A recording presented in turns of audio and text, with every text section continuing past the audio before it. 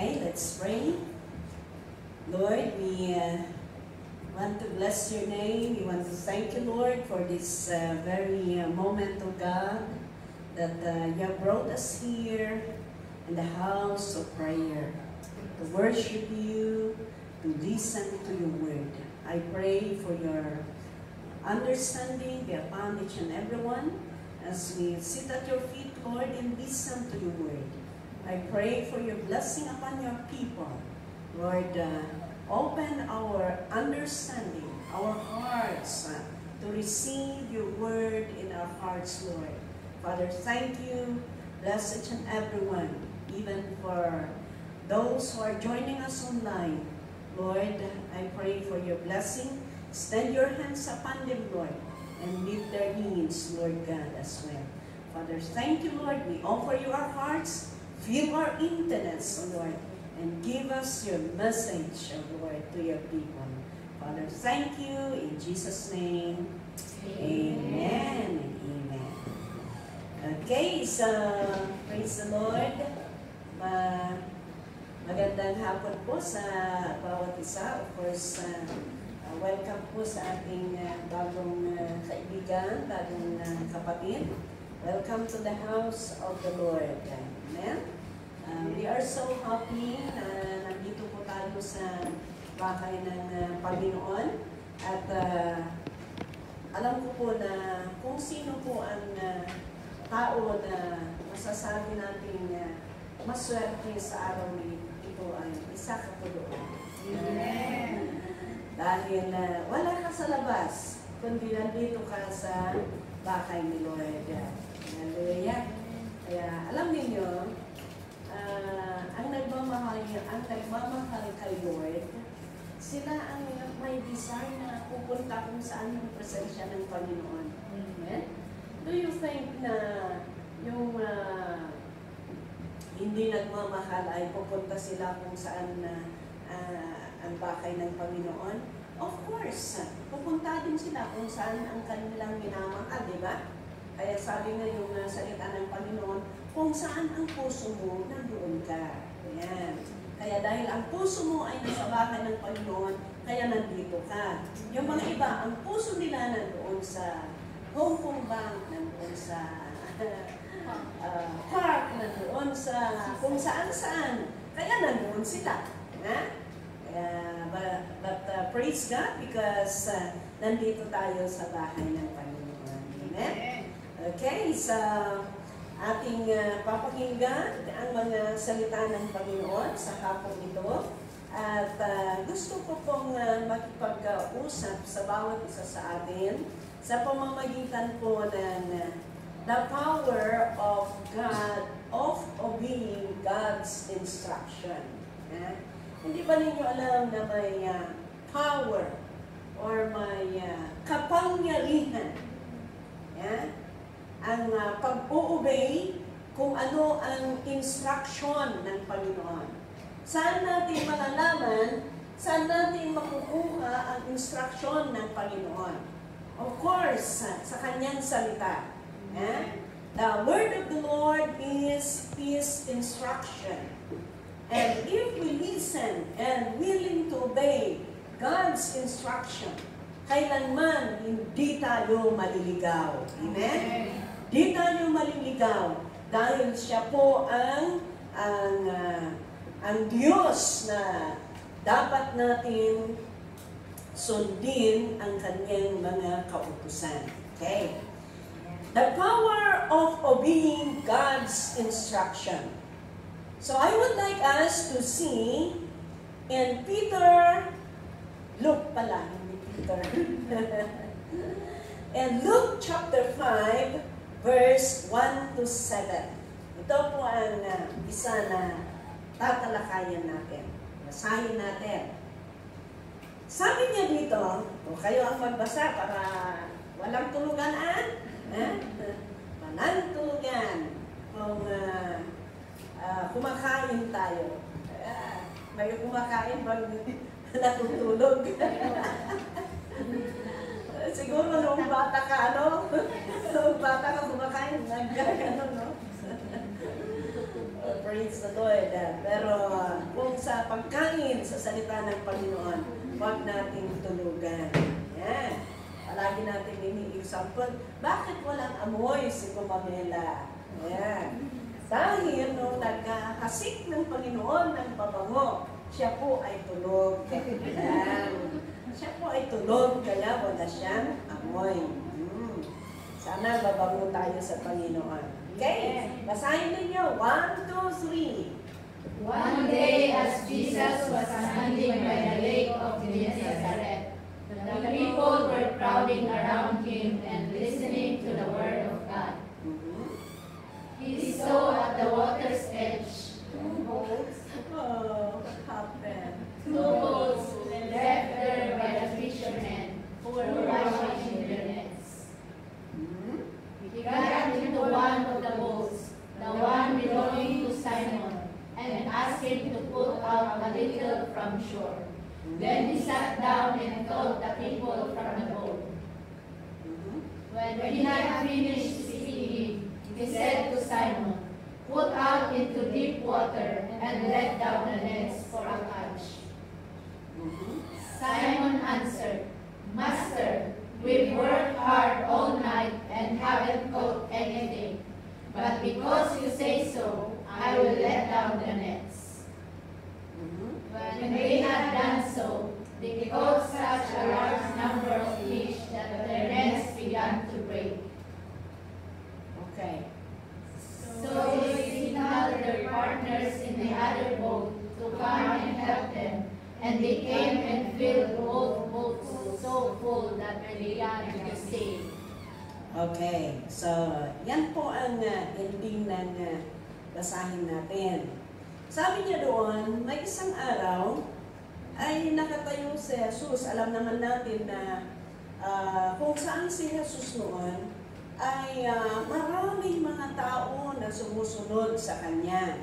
Okay? So nakatayo doon sa gilid ng lake. Okay? Tapos sabi niya, doon sa gilid, nakita niya ang dalawang bangka. Dalawang bangka na iniwan ng mga fishermen. At doon, hinuhugasan nila yung mga nets nila. Tapos, si Jesus ay pumunta doon, sumakay doon sa boat ni Simon.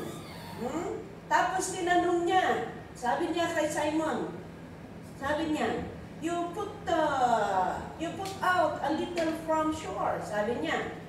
Then he sat down. Okay, tapos tinuruan niya ang mga, okay lang, dati ko dito.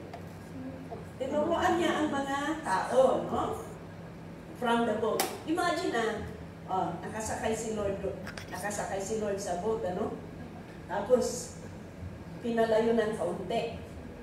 Tapos, nag-preach siya sa mga tao. Buti nga naririnig nila, ano? Buti nga naririnig nila. Tayo ang liit-liit natin. Tapos, nakamay pa ako, ano? Nakamay pa ako. Si Jesus, walang mic. Pero, syempre, maingay yun. Maingay yung medyo siguro kan. Tapos, ang dami na kami yung mga tao.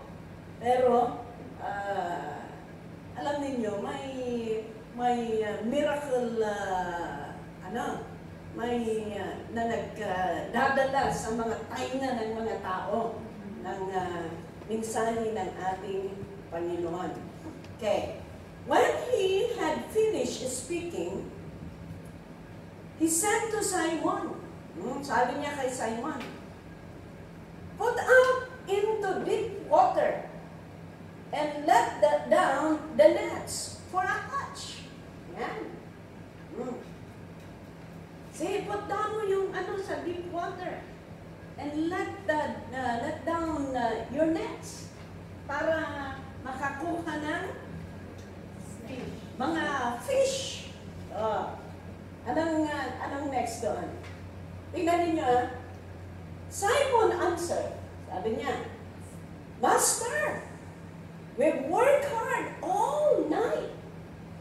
Nako, magdamag pala silang mga nagkakalap. Magdamag sila. Pero Imagine nyo naman yung magdamag silang nag-fishing, tapos wala silang nakuha. Pero napakaganda dito, ito But because you say so, I will let down the nets. Ito na ang instruction. Dahil sinabi mo, gagawin ko, I will let down the nets. You see? Sabi ng Panginoon, sige, ano mo yung nets mo? Sabi nila, magdamag kami nagkakalap dito, wala kaming nakuha. Pero, ang napakaganda dito, dahil sinabi mo. Kaya kung sinabi ng Panginoon at mag-obey tayo sa instruction, ano ang mangyayari? Next verse. When they had done so, sabi niya dito, they caught such a large number of fish that their nets began to break. Noong sumunod sila, ay marami silang nakuha. Marami silang nakuha. Kaya, sabi niya sa kanyang malapit nang mag-break. Siyempre naman, ang bigat-bigat na hinihila kasi punong-puno ng fish, Yan. Alam niyo, tinuturuan ng Panginoon na kung tayo'y mag-obey kay Lord, mayroon tayong makukuha. Amen. Kung tayo'y mag-obey sa Kanyang salita, i-bless tayo ng Panginoon. Alam niyo mga kapatid, importante yung talagang mag-obey ka. Pwede naman, di ba? Pwede naman sabihin ni Lord, kayong mga tilapia, mga bangus, mga fish dyan sa loob ng lake, aakyat kayo dyan sa gilid. Di ba? Pwede ganon? Pwede naman gawin ng Panginoon yan. Pero, tinuturuan ng Panginoon ang kanyang mga disipulo na mag-obey para sila po ay ma-bless at ma-meet ang kanilang pangangailangan. Amen? Kaya napaka-importante ang instruction. Napaka-importante ang instruction. O, gano'n din sa maamo ninyo, di ba? Bakit maraming nataterminate? Kasi hindi nag-uubay ng instruction. Bakit maraming nagpapagalitan? Dahil hindi nag-uubay ng instruction. Sino sa inyo ang hindi nag-uubay ng instruction at napagalitan? Amen. Mayroon at mayroon. Buti, hindi kayo na-chawla. Maraming mga na-chawla dahil hindi sila nag-obey ng instruction. Ganon din sa ating Panginoon, if we will obey instruction, God will bless us. Alam niyo ang mga lesson na makukuha natin dito? Obedience and trust lead to abundance. Amen. Yung pag-obey at pag-trust sa Panginoon, then, it will lead to abundance. Makikita natin dito that despite a night of failed fishing, Peter agrees to lower the nets. Kaya, ano ang nangyari? Leading to miraculous catch of fish. Kaya kung mag-obey tayo, mag-trust tayo, God will bless us. Okay? And this shows that true success comes from obeying God's instruction even when they don't make sense based on our own experience. Ibig sabihin, ito ang nagpapatunay na talaga yung success natin ay nanggagaling sa pag-obey natin sa instruction ng Panginoon, hindi yung dahil sa ating karanasan. Kung minsan, naranasan ko na ganito, naranasan ko. Remember, okay? Remember, Peter and company, they were all fishermen. They are expert. Expert sila. Alam nila kung saan, kung saan yung mga expert ang mga ganito. Pero hindi sila nag-trust sa kanilang experience. Pero sabi nila, because sinabi mo, gagawin ko. Siguro kung tayo, whole day nga whole night na ako nag-fish. Ginawa ko nga paglalaban natin ang experience natin. Pero hindi pala uubra ang experience. Amen? Ang success na tunay yung pag-obey sa instruction ng Panginoon. Kaya napakaganda po mga kaibigan. Okay? Makita natin, marami natin na makikita natin dito that God's work, another is, God works through the ordinary people. You see, Jesus calls the fishermen while they are doing their everyday job.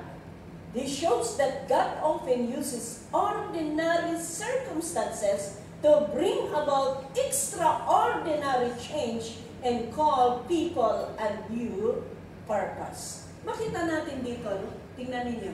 Sila, fishermen sila ng fish. Pero nung nag-surrender sila at nag-obey sila sa Panginoon, na bago. May bagong purpose na nangyari sa buhay nila. Ano yun? Sila ay nagiging fisher of men. Kaya kung minsan, pumupunta tayo dito para magtrabaho, para sa dolyar. Pero nung nakilala natin ang Panginoon, nagbago! Nagbago ang isipan natin. Punta ako sa Hong Kong, magpatayo ako ng magandang bahay. Mag-abroad ako para bibili ako ng sasakyan. Hong Kong with love. Pero nakilala niyo ang Panginoon, nagbago ng lahat. Basta importante, ang importante, may Diyos ako sa puso ngayon. Nagagalak ako sa mga transient natin na noon na tumitira sa ating refuge. Kahit may mga transient tayo na dito nila nakilala ang Panginoon. Alam niyo, napakasarap pakinggan na sasabihin nila, Pastor, kahit po uuwi ako na walang trabaho, pero may Kristo naman sa buhay ko. Yun, napakasarap yun. Kahit uuwi ako na walang trabaho, pero may Kristo sa buhay ko. Praise God. Hallelujah. Kaya, yan po mga kabibigan. So, if you obey instruction, mag-work ang Panginoon. Kaya, obeying is coupled with miracle. Ay kung mag-obey pala tayo, ay kasama ang milagro sa instruction ng Panginoon. Kaya tingnan ninyo, whole night wala silang na-catch. Pero, noong nag-obey sila kay Lord, tingnan ninyo, lubos-lubusan ang blessing. Amen? Okay, another na makikita natin dito, that instruction is very, very important. In Matthew chapter 17, kayo ang tagabasa, Matthew chapter 17, verse 23 to 27. Okay. 1, 2, 3. They will kill him, and on the third day he will be raised.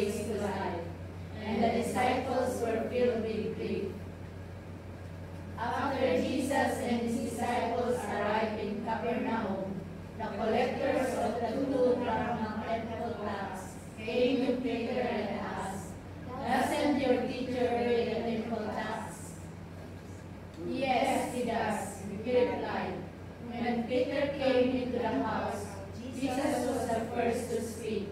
What do you think, Simon? He asked. From whom do the kings of the earth collect duty and taxes? From their own children or from others? From others, Peter answered. Then the children are exempt, Jesus said to him. But so that we may not cause offense, go to the lake and throw out your line. Take the first fish you catch, open its mouth, and you will find a 4-drachma coin. Take it and give it to them for my tax and yours. Okay. Itanin mo ito Pumunta yung naniningal ng tax. Hiningil ng yung kanya. Kasi Zacchaeus. Ewan ko kung si Zacchaeus pumunta dito. Tapos sabi niya, after Jesus and his disciples arrived Capernaum, the collectors of the 2 drachma temple tax came to Peter and asked, kahit sa temple, sinisingil pala tax. Praise the Lord dahil free ang natin. Doesn't your teacher pay Doesn't your teacher pay the temple tax? Next verse. Yes, he does. He replied, when Peter came into the house, Jesus was the first to speak. What do you think, Simon? He asked. From whom do the kings of the earth collect duty and taxes? From their own children or from others? Sino ang alam ninyo na dapat magbabayad? Others. Others. So ano yan sabi doon? From others? Correct kayo. Correct kayo dyan. Peter answered. Then the children are exempt. Jesus said to him, tama nga. Mga anak, dapat exempt sila. But, tingnan ninyo, sabi niya dito, but, so that we may not cause offense, go to the lake. Sige. Kahit, pero sige, gagawin natin para hindi tayo magkukos ng offense. Pero ganito ang gawin niyo, sabi niya, go to the lake and throw out your line. Alam niyo yung line? Yung kagaya ng ginagawa nila dito sa sa Discovery Bay, na parang, yung line na pag-cook dati fish. Parang bait, no? Yan. Sabi dito, listen to this. Sabi niya, take the first fish you catch. Yung first. Sabi niya, yung first na makot mo, buksan mo ang kanyang bunganga. Open its mouth. And you will find a 4-drachma coin.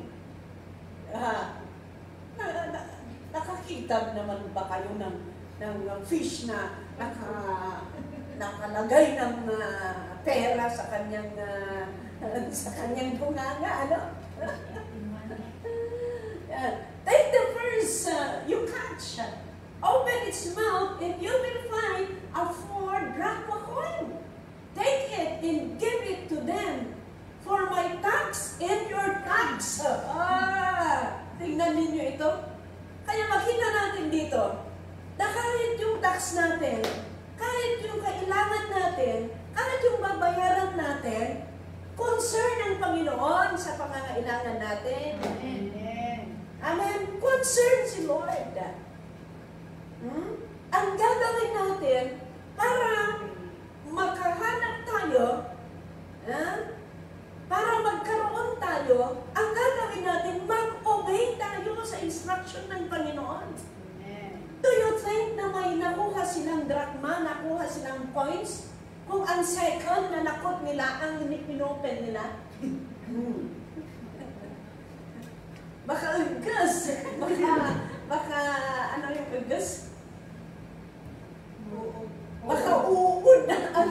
nakuha doon. Yan. Yan. Kaya napaka-importante.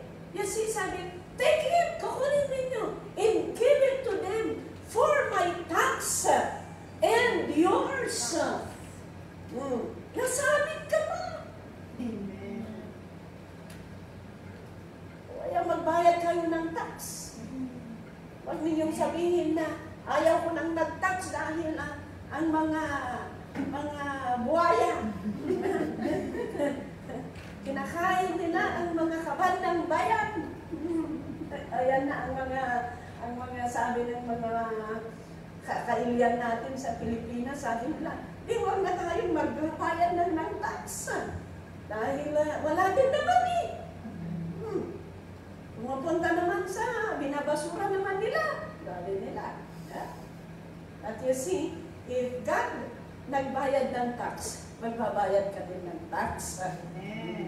Kung nagbabayad ka ng tax para sa lupa mo, para sa possessions mo, para sa Pilipinas, magbayad ka din ng tax mo sa langit. Amen. Pag-tax ka din, magbayad ka din sa tax mo sa langit. Mamaya, tax evader ka, hindi ka na makapasok. Maraming nakukulong dahil sa hindi nagbabayad ng tax, di ba? Ayan. Kaya napakaganda po mga kaibigan ang mag-obey sa instruction. Okay? You see, there is always a miracle if you obey the instruction. Kanina, sabi ni Peter, sabi ni Lord, let down your net. Kahit magdamag kayo.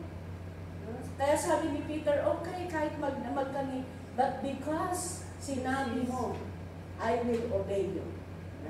Kung nag-obey, marami silang nakuha. So, anong nangyari? Marami na silang maibibigta na tilapia. Yan. Tilapia kaya. Ibig sabihin, namit ang kanilang pangangailangan. Ngayon na naman, pagbayad nila yan ng tax. You go to the lake. Yung first na makatch ninyo, open the mouth. Kaya, importante ang mag-obey ng instruction. And you will be blessed by the Lord. Okay? Saan mo makukuha yung instruction ng Panginoon? Mula po sa kanyang salita. Okay? The whole Word of God, doon mo makukuha sa salita ng Panginoon ang instruction ng Panginoon na dapat natin sundin. Okay. Alam niyo mga kaibigan, makikita natin dito na ang sakripisyo, you see that? Ang sakripisyo na ginagawa sa pagtupad sa salita ng Panginoon, it's not a loss. Amen. Sabi niyo, sila Peter, nagsakripisyo yan. Ito na naman, nagsakripisyo yan. But their sacrifice is not a loss. It's a gain. Kaya maganda ang mag-obey sa ating Panginoon. Amen? But we need to do it with love. Let's obey the Lord with love. Okay. Another. Number 3 na makikita natin ang miracle ng Panginoon. Anong number 3? Basahin ninyo. Yan. The wedding in Cana of Galilee. Okay. So, in John chapter 2, verse 1 to 11. Sige, basahin po din natin. On the third day, a wedding took place at Cana in Galilee. Lakas. Jesus' mother was there. And Jesus and his disciples had also been invited to the wedding. When the wine was gone, Jesus' mother said to him, "They have no more wine."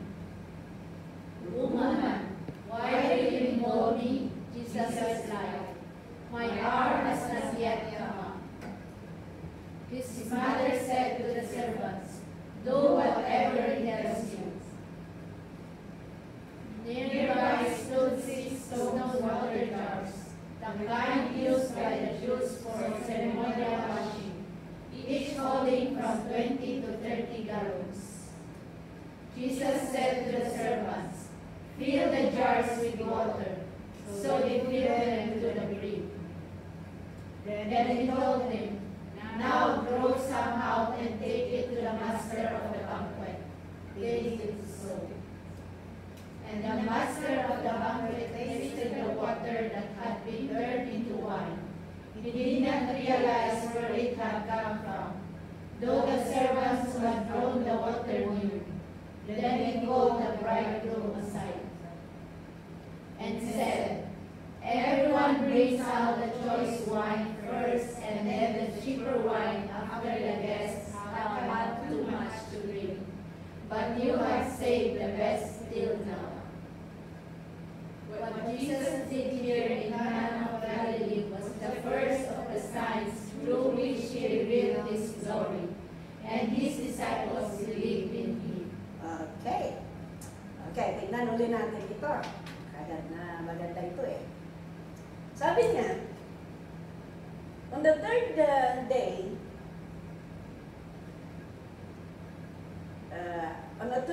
a wedding took place of Cana in Galilee. Jesus' mother was there. And Jesus and his disciples had also been invited to the wedding. Buti nga, in-invite sila si Jesus. Ano? Maganda yun. Alam niyo, mga kapatid, ang napakaganda sa, habang binabasa ko ito, ini-explain ko ano. Alam niyo, ang maganda dito, this wedding acknowledged and invited Jesus. Alam niyo, ang napakaganda, kung may gagawin kang okasyon, dapat invite Jesus. Sino ang nag-i-invite kay Lord kung may okasyon? Ibig sabihin, if you invite Jesus sa okasyon mo, dapat kaparti si Jesus. Paano? Siyempre, dapat may pagpupuri. Dapat may word. Alam niyo kung walang word ni Jesus sa isang okasyon, parang club lang. Parang club lang. Parang karaoke lang. Parang ganun lang. Pero, kung may word si Jesus, ibig sabihin, may kaparte na nangungusap sa mga tao. Kaya the good thing in here is, they invited Jesus. At sabi na dito, noong naubos na yung wine nila. Wow. Naubos ang wine nila. Sabi yung mother ni Jesus, wala na silang wine. Alam niyo, kung minsan ang mga mother ang concerned, kung minsan ang mga anak walang pakialam, ano? Pero yung mga mother, grabe ang concern nila. No? Pero sabi ni Jesus, "Woman, why do you involve me?" Jesus replied, "My hour has not yet come." Anong ibig sabihin nito? May oras ang lahat ng bagay. There is time for everything. Ibig sabihin, kaya kung you keep on praying and praying and praying at hindi pa nasasagot, there is a proper time. Amen. Kaya kung palagi mong pinag-pray, palagi mong ini-invite ang mister mo at hindi pa naniniwala sa Panginoon, you are doing your best pero hindi pa, huwag kang madidismaya. Amen. There is always time. There is a proper time. May oras din. Sabihin mo sa katabi mo, may oras ka din. Hallelujah. Ibig sabihin, there is time for everything. Okay? There is always a proper time na naman sa lahat ng bagay. Yeah? Kaya kung in case na hindi pa nasasagot, trust the Lord. Yeah? Trust God. Trust Jesus' timing and plan. Trust tayo sa timing ng Panginoon at ang plano ng Panginoon. Okay? So, anong nangyari? Sabi ng mother niya sa mga, servants. Take note itong verse 5. Sabi yung mother niya, do whatever He tells you. Amen. Gawin ninyo kung ano ang sasabihin niya sa inyo. So, doon sa malapit, sabi, nearby, stood 6 stone water jars. May 6 na jars doon. Okay, may 6 na jars doon. Sabi niya, the kind used by the Jews for ceremonial washing. Alam niyo kasi yung mga Jews, may doon na bago sila papasok, o may bisita sila, kailangan maghugas sila. Ganun. So, at sabi dito, each holding from 20 to 30 gallons. Paasunday ka, 20 gallons, ibig sabihin, malaki, malalaking mga jars yun. Ayan tayo, tawag tayo dyan? Gusi. Yung iba, kuli. Bornay. Yan. Mga bornay. Sa Tagalog. Bornay? Ang Tagalog ng jar?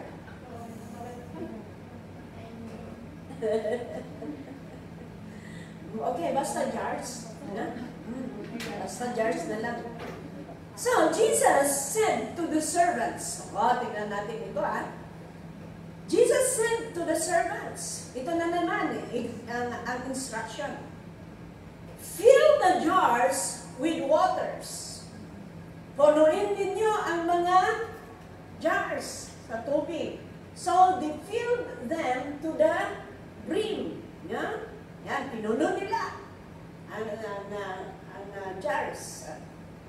Tapos, then He told them, now, draw some out and take it to the master of the banquet.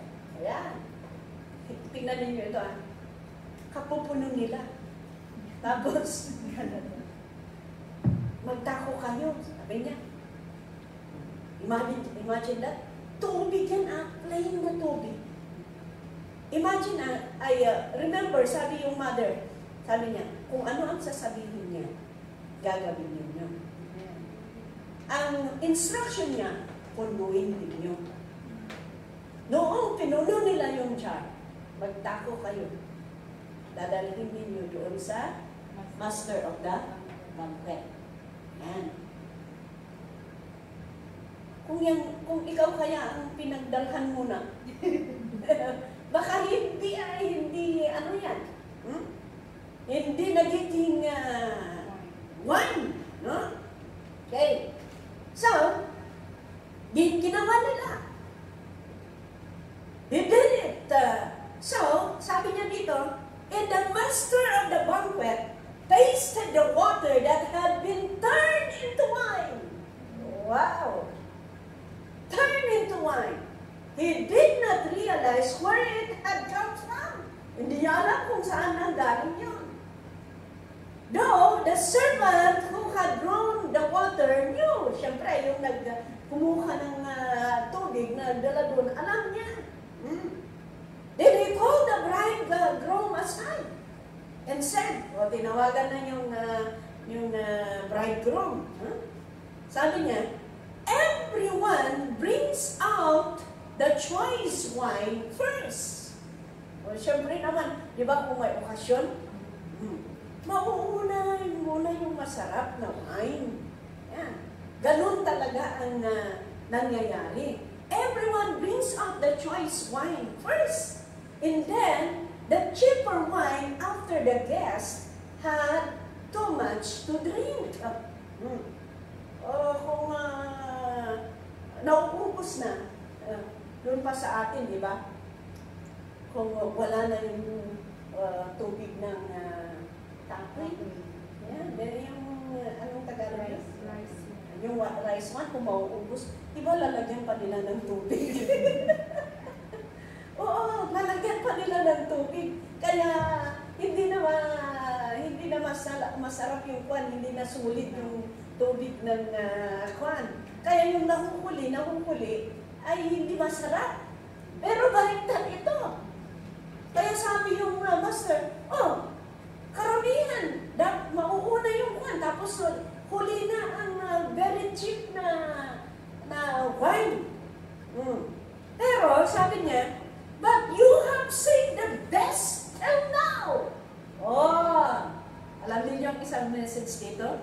Sabi niya, but you have saved the best till now. Alam niyo mga kaibigan, ang pinoprovide ni Lord, yan ang pinaka-best. Amen. Kaya best ang result ng mag-obey ng instruction. Amen. As long as you obey God's instruction, the result will be best. Mga kaibigan, and what Jesus did here in Cana of Galilee was the first of the signs through which He revealed His glory and His disciples believed in Him. Ito ang pinaka-first ng miracle na ginawa ni Lord doon po sa Galilee. Hallelujah. Kaya makita natin dito mga kapatid na ang Panginoon ang nagpo-provide. Okay. Mapapag-aralan natin dito that, you see, we could learn a lesson from here. Unang-una, turn to Jesus in times of trouble. Kakaproblema sila, wala na silang supply. Pero ano ang nangyari? Lumapit sila sa Panginoon. Sinabi nila, you know, if you tell to the Lord your problem in your situation, He is concerned. Amen. He is concerned. Ang Panginoon. Okay. Ano pang lesson? Sabi ko kanina, trust Jesus' timing and plan.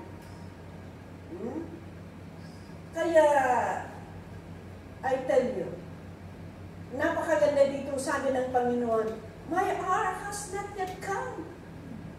But He is still after it. Diba? Kahit sabi niya, may time, pero, ayan, ginawa pa rin niya. Ibig sabihin, we must trust that Jesus will respond to our concern in His own way and time, even if it's not how we expect. Kung minsan hindi natin expect, pero let us just trust Him. Because God has His own way. Amen. Iwagas ni tao, ano ang isuwagas ni ang Diyos. Ang paraan ng Diyos, hindi ganun ang paraan ng tao.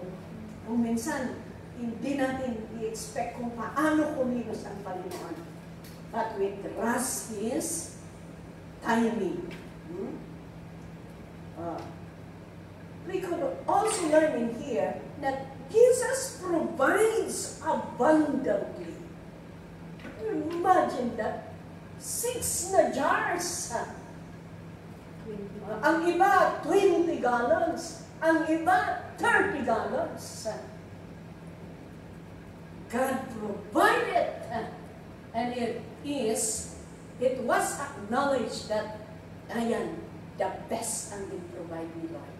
Amen. Hallelujah. Praise the Lord. Amen. Akala ba ninyo ordinary ang ibibigay ni Lord kung tayo mag-uubay sa Kanya? Large number of fish. Yes. of coins. Alam mo yung coins noon kasi, ay mamahalin yan.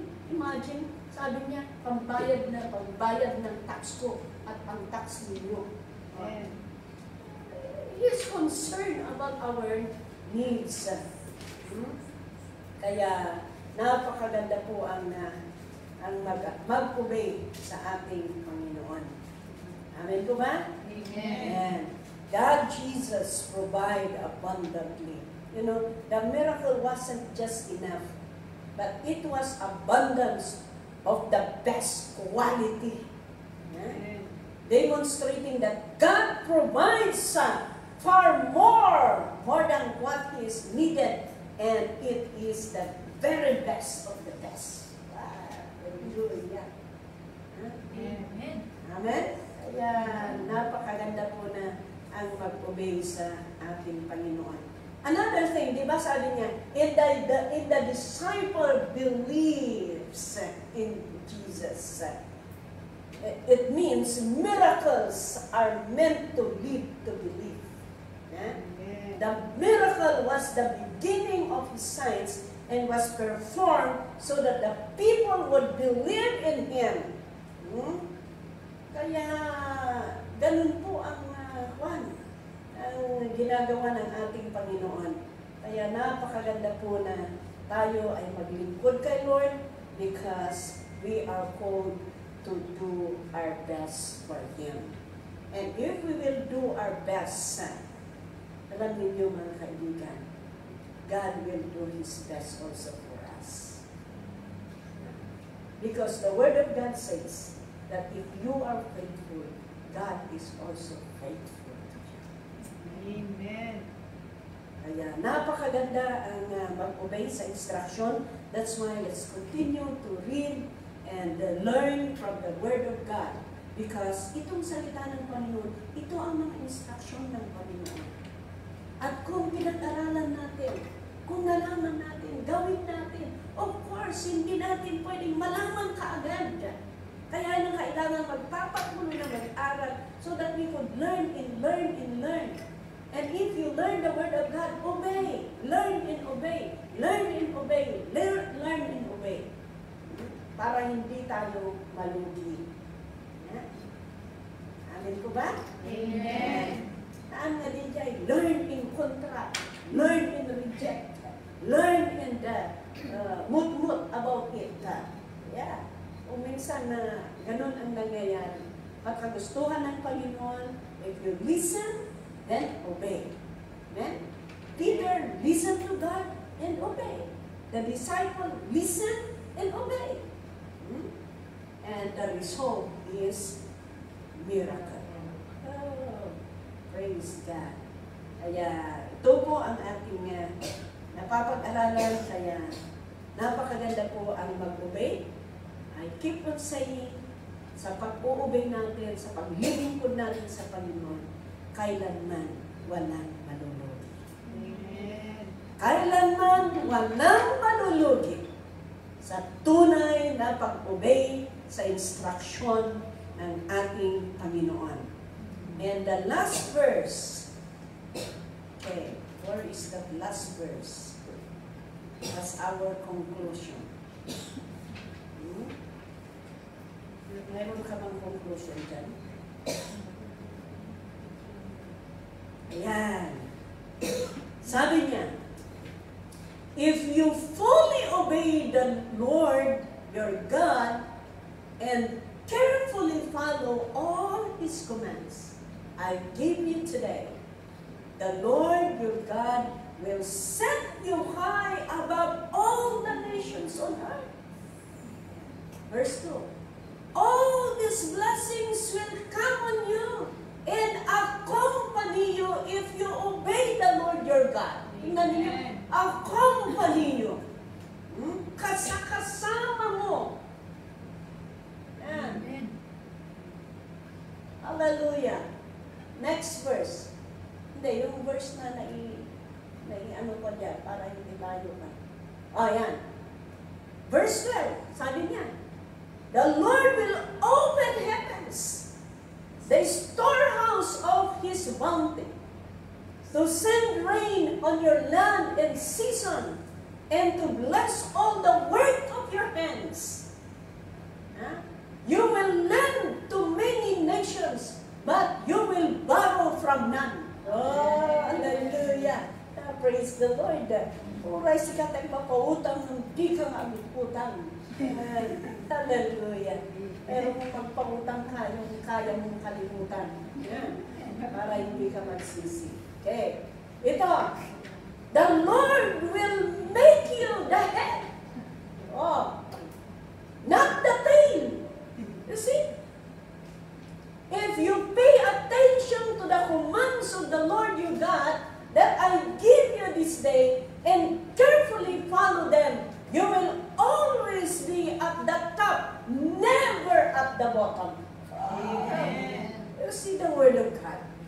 Kaya talagang tunay itong salita ng Panginoon. Kaya kung tayo mag-uobey sa command ng Panginoon, palagi kong sinasabi, walang malulugi. Kailanman walang malulugi sa tunay na pag-uobey sa word or instruction ng ating Panginoon. Amen? So sabihin mo sa katabi mo, let us obey. Let us obey. Yes. Hallelujah. Tingnan ninyo, the Lord will make you the head, not the tail. If you pay attention, conditional ito conditional. If you pay attention, ibig sabihin kung gagawin mo to the command of the Lord your God, I give you this day, and carefully follow them. Carefully. Ibig sabihin, absolute obedience is needed. Yeah? You will always be at the top, never at the bottom. Hallelujah. Praise God. Yeah? Kaya napakaganda mag-obey sa ating Panginoon. Remember the Word of God. The Word of God will never fail. Amen? Father God, salamat po sa iyong salita na aming napakinggan. Tunay na, Panginoon, na ikaw po ang susi ng success. Tunay na success ng iyong mga anak. Turungan mo kami, Panginoon, at turuan mo kami para kami po ay magiging obedient sa mga instruction mo sa iyong salita sa amin. At alam po namin, kagaya ng sinabi mo, na we will always be at the top, never at the bottom. You will bless us, Lord, as long as we absolutely obey your command. We do your instruction from your word. Father, thank you. Your word is true. And we know that we will never fail your word to your people. Father, thank you so much. Bless us together. And continue to teach us, Lord, to follow you. Teach us, Lord, to do your will. Teach us, Lord God, to really obey your command. Father, we bless you, we glorify you. And this is our prayer in Jesus' name. Amen. Thank you very much. Palakpakan po natin ang Panginoon.